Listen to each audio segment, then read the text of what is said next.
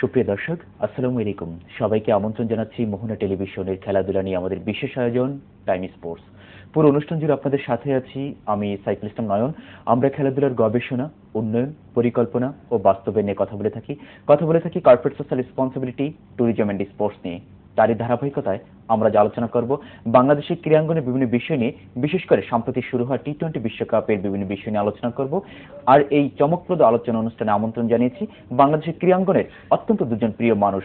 আমার সাথে আছেন জনাব দিদারুল আলম চৌধুরী, উদ্যোক্তা এবং প্রতিষ্ঠাতা সাধারণ সম্পাদক চট্টগ্রাম আবাহনী লিমিটেড, একই সাথে লজিস্টিক এবং প্রোটোকল কমিটির দায়িত্ব পালন করেছেন বাংলাদেশ ক্রিকেট বোর্ডের।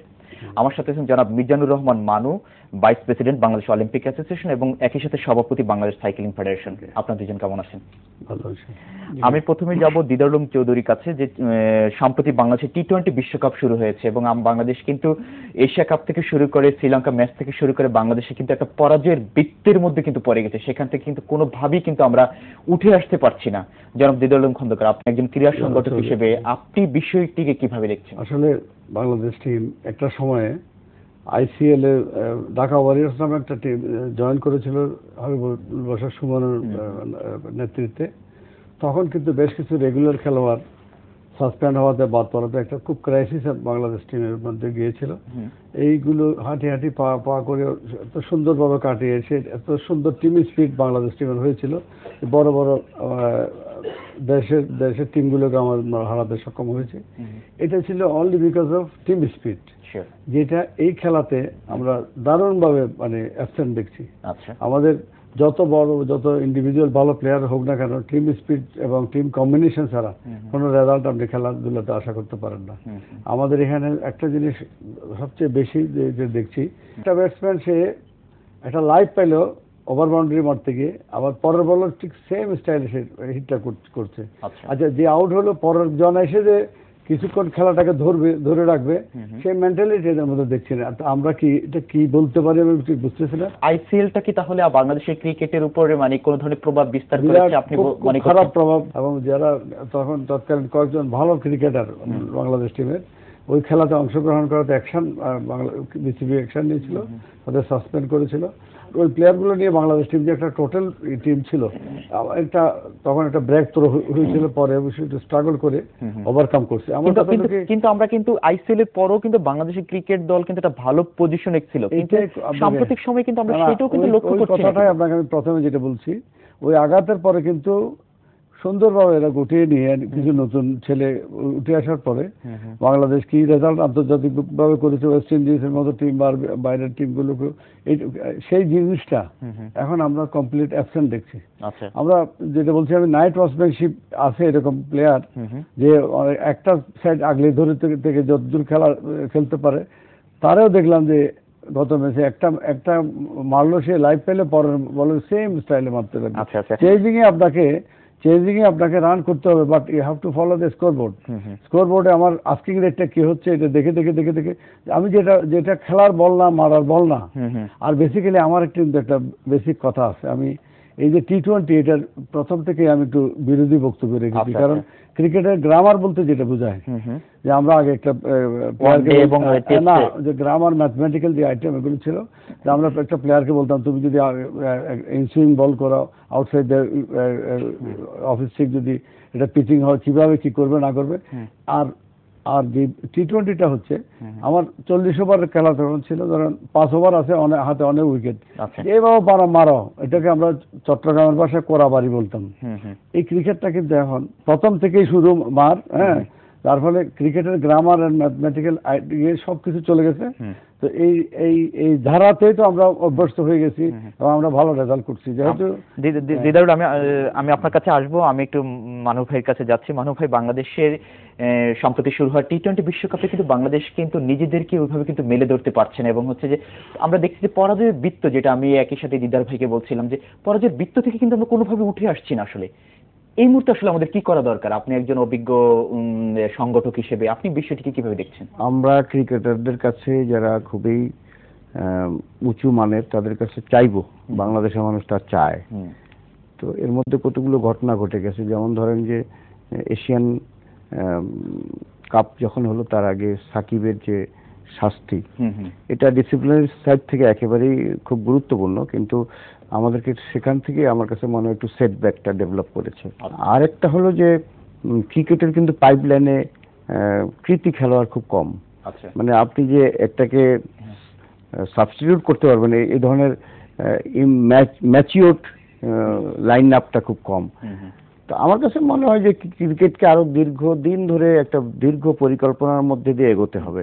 আমরা কোথাও গ্যাপ, আপনি দেখবেন যে অন্যান্য টিম তাড়াতাড়ি করে রিপ্লেস করতেছে, তারপরে যে প্লেয়ারটা একটু ব্যাক সাইডে চলে গেছে তাকে ডেভেলপ করার জন্য একটা চেষ্টা আছে, ফর্মের বাইরে থেকে আবার চলে আসে। কিন্তু আমাদের এই জায়গাটা নাই, আমাদের অ্যাসেট এইটুকুই, এটাকেই নেড়ে চেড়ে খেলার চেষ্টা করা। অতএব লাইন আপটা যদি আমরা আগামী 5 বছরের প্রোগ্রাম নিয়ে করতে পারি, ক্রিকেট বোর্ড চেষ্টা করছে, তো সেটা হলে কিন্তু আমাদের এই খরাটা কেটে যাবে। আর প্রত্যেকটা প্লেয়ার সবসময় ক্লিক করবে নট নেসেসারি, এটা ডেভেলপ করে তার মানসিকতা, তার চিন্তা, দৃঢ়তার উপরে।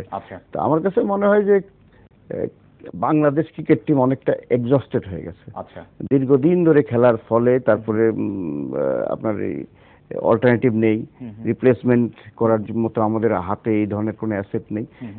এটা একটা লং টার্ম প্রোগ্রাম করলে ক্রিকেট আবার আমি লং টার্ম নিয়ে আমি একটু দিদার ভাইয়ের কাছে যাচ্ছি। দিদার ভাই বলছে যে মানু ভাই বলছে লং টাইম, আমাদের কিন্তু সামনে কিন্তু আমাদের মূল বিশ্বকাপ 2015-তে কিন্তু মাত্র 9 মাস কিন্তু আমাদের হাতে সময় আছে। কিন্তু আমরা যদি এখন থেকে যদি পরিকল্পনা যদি এভাবে না করতে পারি তাহলে তো আমরা ওই মূল বিশ্বকাপে কিন্তু আমরা বারবার ব্যর্থতার গ্লানি আমাদেরকে সইতে হবে। আপনি বিষয়টি কিভাবে দেখছেন?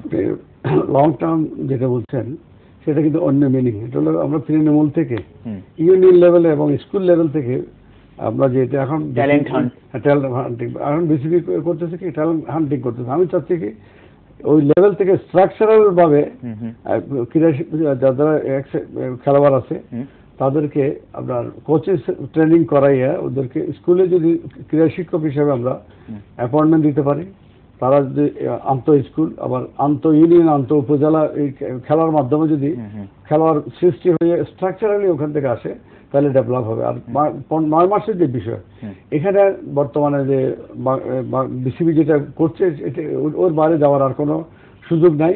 ওখান থেকে খেলোয়াড় বাছাই করে আমাদের, আমি যে কথাটা মানুষ ভাই যেটা বললো যে আসলে বিসিবিকে কিন্তু একটু গভীরে যেতে হবে।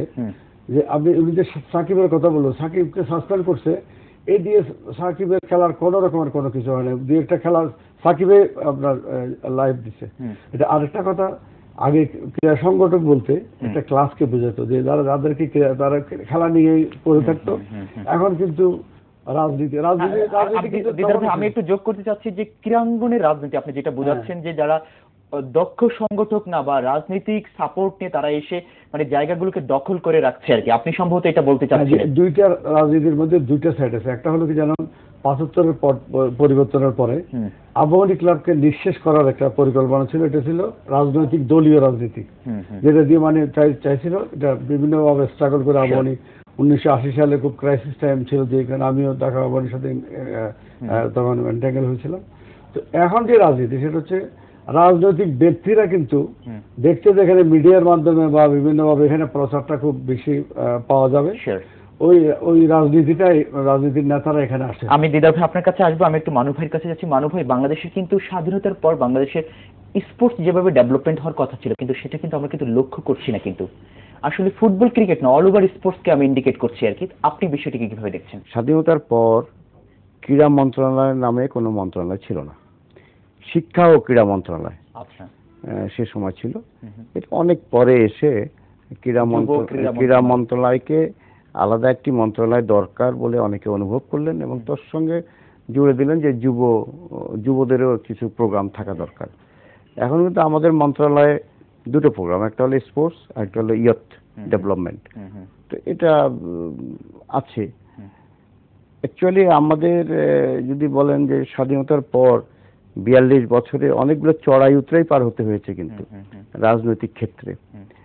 আর দিদার সাহেব যেটা বললেন বা দিদার ভাই যেটা বললেন যে রাজনৈতিক নেতারা ভালো সংগঠক হতে পারে না বা সম্ভাবনা কম, তো ক্রিকেটেই তো রাজনীতির মানে মানে যদি পথপরিক্রমা দেখি রাজনৈতিক নেতৃবৃন্দই কিন্তু এসছে। তার মানে আপনি দ্বিধার সাথে একমত হতে পারছেন না?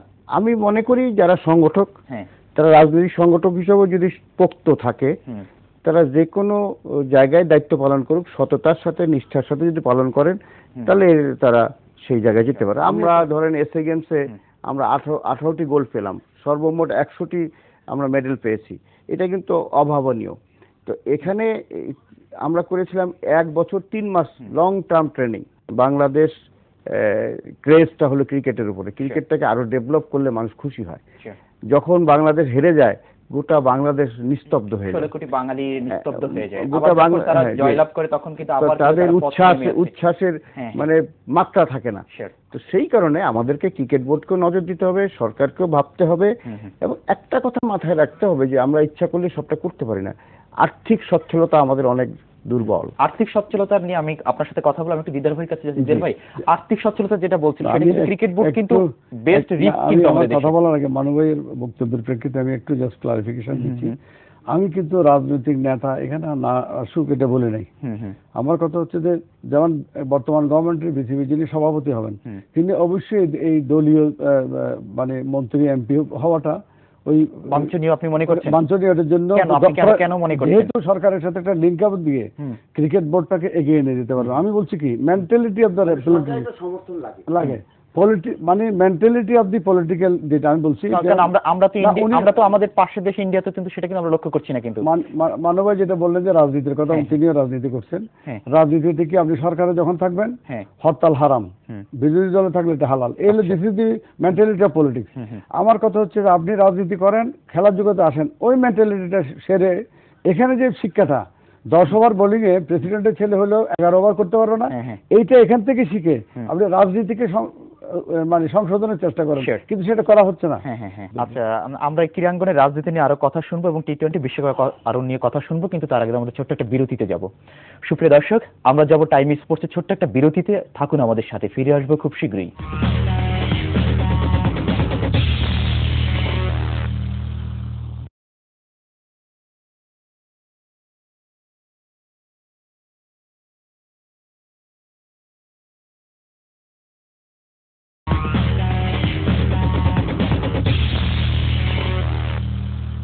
সুপ্রিয় দর্শক, বিরতির পর আবারও সবাইকে আমন্ত্রণ জানাচ্ছি টাইম স্পোর্টসের সাথে আছেন অত্যন্ত দুজন প্রিয় মানুষ, দিদার আলম চৌধুরী এবং মিজানুর রহমান মানু। মানু ভাই, আমরা যেটা বলছিলাম যে যারা রাজনীতিতে আসছে সেখানে যদি তারা যদি ক্রীড়াঙ্গনকে বুঝে যদি ক্রীড়াঙ্গনে আসে, তাহলে ক্রীড়াঙ্গন আরো বেশি ডেভেলপমেন্ট হবে।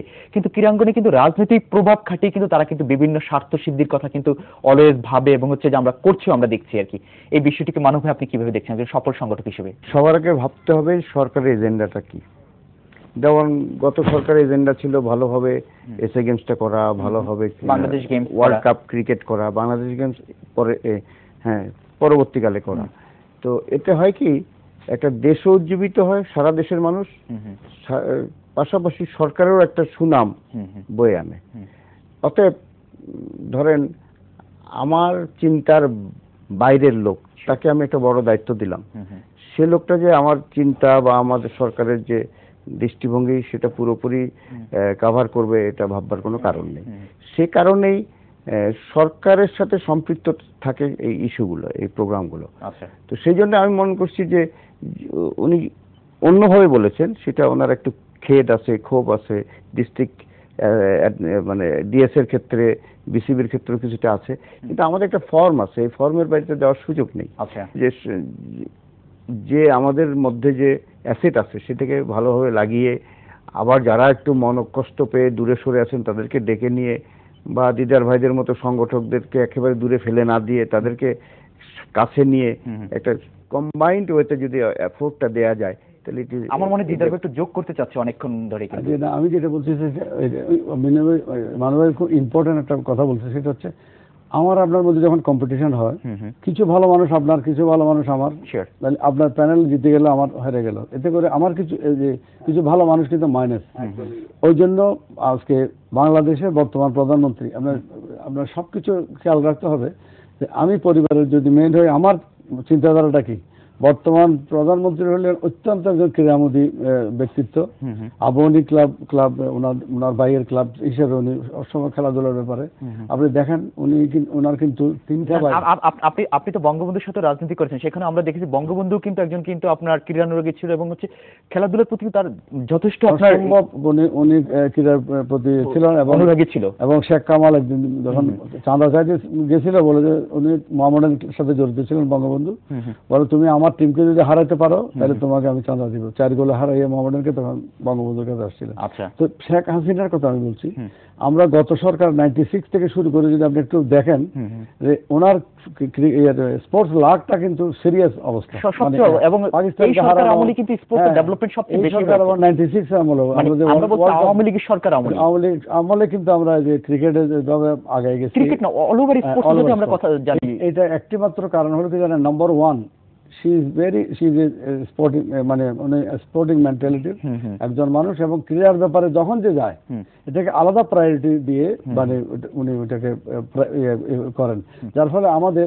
স্ট্রাকচারাল যে ডেভেলপমেন্ট এখানে কোনো সমস্যা নাই।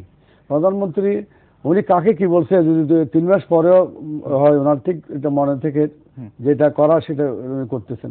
আমরা শুনেছি যে এমনও যে কিছু কিছু লোক বলছে যে সরকার শুধু খেলাধুলা নিয়ে ব্যস্ত থাকে, আসলে কিন্তু সরকারের কিন্তু একটা পজিটিভ দিক, কারণ আমরা যেই উন্নত কান্ট্রিগুলো যদি দেখে তাদের কিন্তু সেখানে কিন্তু স্পোর্টসের সাথে কিন্তু তাদের দেশ ডেভেলপমেন্ট হয়েছে, কিন্তু স্পোর্টস ব্যতি রেখে না কিন্তু। দিদার ভাই আমি আপনাদের সময় অত্যন্ত কম, অস্ট্রেলিয়ার মেলবোর্নে আমি ওই সি বিচের ওই সাইডে যাচ্ছিলাম, খুব ঠান্ডা। আচ্ছা, তো ওখানে টয়লেটে যাবো, তো টয়লেটে কিছু না খেলে নাকি টয়লেট যাওয়া যাবে না। তো বলতেছে হোয়াট ইজ ইউর কান্ট্রি? আমি বাংলাদেশ। ও cricket playing Bangladesh, okay take this is কি। ও আমাকে মানে বাংলাদেশ বলছে, তার মানে বাংলাদেশি ক্রিকেট মানে বিশ্বের দরবারে পৌঁছে গেছে যে বাংলাদেশ। তাহলে আপনি যে খেলাটাকে প্রায়োরিটি, ব্রাজিলের কি আছে কিন্তু ব্রাজিল আর্জেন্টিনা ওদের খেলা দিয়ে আজকে পরিচয়। তো আমরা ক্রিকেট কিন্তু বাংলাদেশকে অনেক এগিয়ে নিয়েছে, এটা কোনো অস্বীকার করার কোনো ইয়ে নাই। তো যে কথাটা মানবাহীর সাথে আমি আবার যুক্ত করে আপনাকে বলবো যে এখন সরকার মনে হয় যে ক্রিকেট বোর্ড যে হারে যেভাবে মানে আসছে, যে প্রথম হলো যে সরকারের ভ্যালুয়েশন লোক থাকতে হবে। দিদার ভাই আমরা আরেকটা প্রসঙ্গে যাব, সেটা হচ্ছে যে বাংলাদেশের টি-20 বিশ্বকাপ চলছে, এখানে নিরাপত্তাটিকে কিন্তু বাংলাদেশ সরকার অত্যন্ত গুরুত্বের সাথে কিন্তু দেখছে, কিন্তু যেটা হচ্ছে আমরা দেখেছি আপনি প্রোটোকল এবং হচ্ছে লজিস্টিক কমিটির ভাইস চেয়ারম্যান হিসেবে দায়িত্ব পালন করেছেন। এই বিষয়টিকে আপনি কিভাবে দেখছেন যে আসলে সত্যিকার অর্থে মানে অসাধারণ আমরা দেখেছি যে তাদের নিরাপত্তা, একজন প্রধানমন্ত্রী এবং রাষ্ট্রপতি যেভাবে রাস্তায় আমরা গেলে যেভাবে নিরাপত্তা ব্যবস্থা করা হয় ঠিক সেভাবে আর কি। এটা আমার রাষ্ট্রপতির থেকে একটু ওভার করা হচ্ছে যা বর্তমান দেখছি। এর একটা কারণ যে পাকিস্তানে একটা ঘটনা ঘটে গেল, প্লাস আমাদের এখানে যে ওই যে আপনি বললেন জামাত শিবিরের যে কিছু সহিংসতার কাণ্ড, এগুলো কিন্তু কিছু হইতে পারে বিদায়। যখন মানে আমার চট্টগ্রামে তো মানুষ সাংঘাতিক অতিষ্ঠ, অর্থাৎ টিমটা স্টেডিয়াম থেকে রেডি হচ্ছে এই সময় হোটেল পর্যন্ত পুরো রাস্তা ব্লক। এভাবে এর একটা কারণ হচ্ছে যে ধরেন সিকিউরিটিটা আমার দেশের মানে সম্মানের সাথে অত্যন্ত জড়িত। কারণ একটা আগ্রাবাদ হোটেলে যে ওয়েস্ট ইন্ডিজ আন্ডার-19 টিম আসছিল, দূরে একটা ফটকা মানে হরতালে দিতে ফুটে, এটা কিন্তু এদের কোনো এফেক্ট না। আচ্ছা, তারপরে ওই বাহানা দিয়ে দড়ি টিমটা চলে গেছে, যার ফলে সরকার ওই জন্য সাংঘাতিকভাবে এই ব্যাপারে সিরিয়াস। এবং আমার দেশের প্রতিটি ক্ষেত্রের রাজনৈতিক নেতা সহ প্রতিজন মানুষ এই ব্যাপারে যে ত্যাগের মনোভাব নিয়ে যাচ্ছে, এই জন্য সবাইকে ধন্যবাদ। নিরাপত্তার বিষয়টি আমরা আরো কথা শুনবো। একটু মানু ভাইয়ের কাছে যাচ্ছি। মানু ভাই, আপনারা কিন্তু মানে সংগঠক, দীর্ঘদিন ধরে কিন্তু সংগঠক হিসেবে আছেন, সেক্ষেত্রে কিন্তু আমরা কিন্তু এখন দেখছি না যে তরুণ সংগঠক বা বর্তমান প্রজন্মের কোনো সংগঠক হিসেবে কেউ আবির্ভূত হতে বা কেউ আসছে না। কেন আসছে না এই কথাটা সত্য নয়, আসছে, তবে তাদেরকে লাইমলাইটে আনার চেষ্টা হচ্ছে না, তাদেরকে একটু সামনে নিয়ে আসার জন্য যে চেষ্টা সেটা হচ্ছে না। কোনো কিছু বসে নেই। আচ্ছা, পৃথিবী যেমন চলমান, আমরাও ঠিক চলমান। আসলে এক সময়টা ছিল খেলাধুলার প্রতি মানুষের আগ্রহ অনেক কমে গিয়েছিল, ইদানিং বেড়ে গেছে। আপনি দেখবেন পথে ঘাটে ক্রিকেট খেলে মানুষ এখন। আপনি দেখবেন বাংলাদেশে, আমি সাইক্লিং হিসেবে বলতে পারি, ঢাকা শহরে একসময় সাইক্লিং ছিলই না, এখন কয়েক হাজার, এবং এটা একটা প্যাশন হয়ে গেছে, এটা এখন খুব প্রাইভেট সেক্টরে চলে গেছে। এবং এই যে মানুষ আজকের প্রজন্ম যে এটাকে গ্রহণ করছে যে কোনো খেলা, আচ্ছা, তো এটা একটা ভালো দিক। আমার কাছে মনে হয় যে এই আগামী 5 বছরের মধ্যে ভালো সংগঠক বেরিয়ে আসবে এবং খুব ইন্টেলিজেন্ট, এবং আজকের প্রজন্মের সংগঠনটা কিন্তু আমাদের চেয়ে অনেক বেশি পারদর্শী হবে বলে আমার ধারণা। আমি একটু দিদার ভাইয়ের কাছে, দিদার ভাই আমরা জানি যে বঙ্গবন্ধুর যে স্বাধীনতা ঘোষণা দিয়েছে সেই পত্রটির বাহক কিন্তু আপনি কিন্তু ছিলেন, কিন্তু এটা সত্যি অসাধারণ, আমরা একজন দেশের নাগরিক হিসেবে আসলে গর্বিত। তো সেই সময় যদি ছোট্ট করে বলতেন যে সেই সময় 26শে মার্চ ভোরে এই মেসেজটা মগবাজার ওয়্যারলেসে পৌঁছে, ওখান থেকে যে ওয়্যারলেস অপারেটর ছিলেন উনি পাস করলেন চিটাগাংয়ের আব্দুল কাদেরকে। ওখান থেকে আমাকে কল করছে। আমরা আগের রাত তো সারা রাতে আমরা ওয়্যারলেসের মাধ্যমে বিভিন্ন জিনিস মনিটরিং করতেছিলাম। সাইকেল চালিয়ে এসে আমি মানে 9 কপি করে 7টা কপি বিভিন্ন জায়গায় দিচ্ছি। এখানে যে অনেকে বলছে যে ইপিআর এর ওয়্যারলেস, ইপিআর 25 তারিখে 1টার দিকে বেলুচ রেজিমেন্ট নিয়ে নিচ্ছে। চট্টগ্রামের সাথে ঢাকার টেলিফোন কন্ট্রাক্ট 7টা থেকে বন্ধ, 1টার সময় ওয়্যারলেস বন্ধ। এই বিএসএফ এর মাধ্যমে ঢাকা পৌঁছে ওটা আমি 7টা জায়গায় পৌঁছেছিলাম। আমাদের বিভিন্ন নেতা হান্নান একটা কপি নিয়ে ওখান থেকে এটা উনি ঘোষণা দিয়েছিলেন। এবং আব্দুল কাদের কিন্তু বিভিন্ন বিদেশি জাহাজের মাধ্যমে মেসেজটা বিদেশে পাস করাতে ভয়েস অফ আমেরিকা আকাশবাণী ওই দিন সন্ধ্যায় মানে বঙ্গবন্ধুর ঘোষণাটা ডিক্লেয়ার হয়েছে। পরের দিন 27 তারিখ আবার ওই যে একজন সামরিক ব্যক্তি হিসেবে জিয়াউর রহমান সাহেব যখন করালডাঙ্গা পাহাড়ে ছিল ওনাকে এনে ওনাকে দিয়ে আবার মানে প্রথমত উনি নিজের নামে, পরে অন বিহাফ অফ বঙ্গবন্ধু। আমি একটু মানব ভাইয়ের কাছে, মানব ভাই এখন হচ্ছে যে ফেডারেশন গুলোর বর্তমান অবস্থা, আপনি একটি ফেডারেশনের সভাপতি হিসেবে আর কি, যে সেখানে কিন্তু ইকোনমিক্যাল বিষয়টির জন্য কিন্তু অনেকগুলো ফেডারেশন কিন্তু তাদের কিন্তু ডেভেলপমেন্ট করতে পারছে না কিন্তু মানব ভাই, এই বিষয়টিকে আপনি কিভাবে দেখছেন? আপনি তো একজন একটা ফেডারেশনের সভাপতি হিসেবে আর কি। ইতিমধ্যে প্রাইভেট ব্যাংক ওনার্স অ্যাসোসিয়েশন অনেক ভালোভাবে এগিয়ে এসছেন, তারা অনেক ফেডারেশনকে প্রতিষ্ঠানগতভাবে সাহায্য করছেন। এখন শুধু নেতৃত্বটা ওই ওনার ভাষায় যে যারা আমরা দায়িত্বে আছি তারা যদি একটু সিরিয়াস এবং সিনসিয়ার এবং কি বলবো দেশপ্রেমিক হই তাহলে এটাকে এগিয়ে নিয়ে যাওয়া সম্ভব। আমরা কিন্তু নাই করে আমাদের দেশে প্রায় 42টা ফেডারেশন এবং অ্যাসোসিয়েশন আছে। আমি একটু দিদার ভাইয়ের কাছে আসবো। দিদার ভাই, যেটা হচ্ছে যে আপনি একজন সফল সংগঠক এবং মুক্তিযুদ্ধের একেবারে বঙ্গবন্ধু সহচর্য ছিলেন, সব মিলে হচ্ছে যে আপনার আসলে অবদান অসাধারণ বাংলাদেশের জন্য আর কি। তো বাংলাদেশের বর্তমানে যে ক্রীড়াঙ্গন চলছে আপনি কতটুকু স্যাটিসফাই, এবং বাংলাদেশের যে ক্রিকেট যে সম্প্রতি টি-20 বিশ্বকাপ যে চলছে সব মিলে যদি আপনি আমাদেরকে একটু জানেন যে আসলে কেমন, আপনার কাছে কেমন লাগছে ব্যক্তিগতভাবে আর কি? আমি বলবো যে বিসিবিকে গেম ডেভেলপমেন্টের যারা আছে তারা কাল বিলম্ব না করে যে এদের খেলোয়াড়দের মধ্যে যে কম্বিনেশনটা, টিম স্পিরিটটা, তাদের মধ্যে যে একটা সহ অবস্থান যেটা বিরল ছিল, মানে এটা অবশ্যই করতে হবে। আর যে কথাটা একটু আগে আমার মানব ভাই বলছিলেন, সাকিব আল হাসান যে অঙ্গভঙ্গিটা করছে, রাগের মাথায় অনেক রকমের অনেক কিছু হয়। আমার দেশে আইন অ্যামেন্ডমেন্ট হয়ে গেছে, আর রাগের মাথায় যদি আপনি বউ তালাক দেন, আগে বউটাকে অন্যত্র বিয়ে করে মানে এটা আসতে হতো।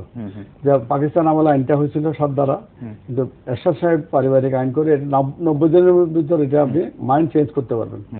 আল্লাহর কোরআন পর্যন্ত অ্যামেন্ডমেন্ট হয়ে গেছে যেখানে, তাহলে রাগের মাথায় ও যে জিনিসটা করছে ওকে 3টা ম্যাচের জন্য সাসপেন্ড করা মিডিয়াতে যখন আসছে প্রচার হয়েছে, it is big punishment to Shakib. ওর ওই খেলাগুলোকে তাকে সাসপেন্ড না রাখার জন্য আমি একটা আবেদন করেছিলাম যে এই কথাটা বলে যে কাল নাগিনীর বিষ আর গোলাপের কাটার বিষ, আমাদের অনেক সার্ভিস বিশ্বকাপের কথা চিন্তা করে আমাদের এই বিষয়টা করা দরকার।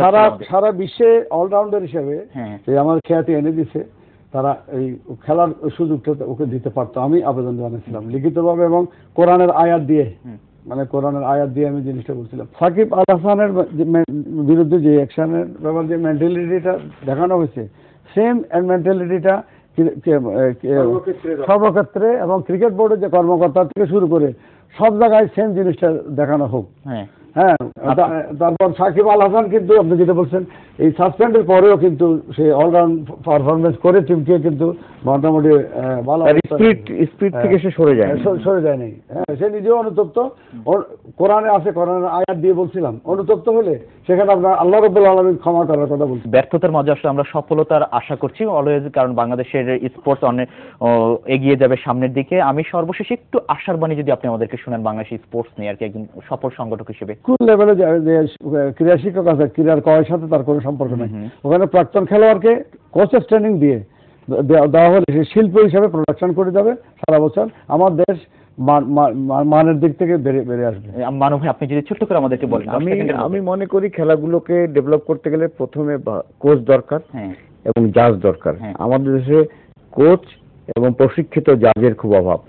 এটাকে আমরা ডেভেলপ করতে পারলে তৃণমূল থেকে প্লেয়ার বের হয়ে আসবে।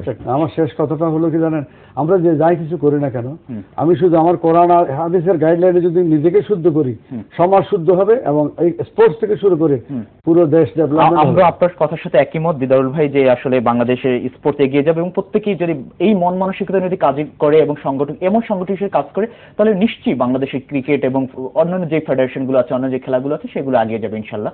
আর বর্তমান সরকার তো এমনিতে ক্রিয়াবান্ধব সরকার, আমাদেরকে সাপোর্ট দেবে। অসংখ্য ধন্যবাদ জানাচ্ছি আপনাদের দুজনকে আমাদের এই স্টুডিওতে আসার জন্য। আপনাকে ধন্যবাদ এবং আমাদের যারা এই অনুষ্ঠান দেখছেন শুনছেন তাদেরকেও ধন্যবাদ। সুপ্রিয় দর্শক, আমরা আমাদের অনুষ্ঠান একেবারে শেষ প্রান্তে, তবে যাবার আগে বলছি, খেলাধুলা সম্পর্কে এবং অনুষ্ঠান সম্পর্কে যে কোনো তথ্য এবং মতামত আপনি আমাদেরকে জানাতে পারেন। আপনি জানান আমাদেরকে, আমরা জানাবো গোটা বিশ্ববাসীকে। খেলাধুলা করুন, টাইম স্পোর্টস অনুষ্ঠান দেখুন, আর মোহনার সাথে থাকুন। এতক্ষণ আমাদের সাথে থাকার জন্য সবাইকে অসংখ্য ধন্যবাদ জানিয়ে আমি সাইফুল ইসলাম নয়ন এখানে বিদায় নিচ্ছি। সবাই ভালো থাকবেন, সুস্থ থাকবেন, সুন্দর থাকবেন, এই কামনায়। আল্লাহ হাফেজ।